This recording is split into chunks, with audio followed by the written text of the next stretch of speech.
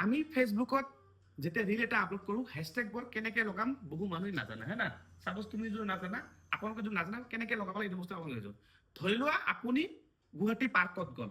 আপুনি যিকোনো পাৰ্কত যাওক অসুবিধা নাই সাপোজ মই এনে এক্সাম্পল দিছো গুৱাহাটী পাৰ্কত গৈ এটা ভিডিঅ' বনাব যে আপুনি দেখাব কি কেমেৰাটো অন কৰি দেখাব যে আজি মই আপোনাক গুৱাহাটী পাৰ্কখন দেখুৱাম সেইটোৱে কেপশ্যন গুৱাহাটী পাৰ্কখন আজি আপোনাক মই দেখুৱাম লিখি দিল কেপশ্যনটো তাত তলত হ্যাশট্যাগ কি বহাব হ্যাশট্যাগ গুৱাহাটী পাৰ্ক লগতে হ্যাশট্যাগ গুৱাহাটী বুজিছে মানে আপুনি ভিডিঅ' যেটো বনাব তাৰ ৰিলেটেড আপুনি হ্যাশট্যাগ বিলাক বহাব লাগিব এতিয়া suppose is a house wife ই তাহলে রিল বনায় হ্যাঁ না রিল মানে গানের উপরে রিল সাপোজ তুমি বেঙ্গলি গান এটা রিল বনাবা বেঙ্গলি তেতিয়া চাবা যেটো গানৰ লাইন আছে মানে গান যেটো এক্টিং কৰিব সেই গানৰ লাইনটোৱে ক্যাপশন লিখিবা বেছি নহয় দুই তিনটা শব্দ তাৰবে সেই হ্যাশট্যাগটো সাপোজ বেঙ্গলি গান হ্যাশট্যাগ বেঙ্গলি সং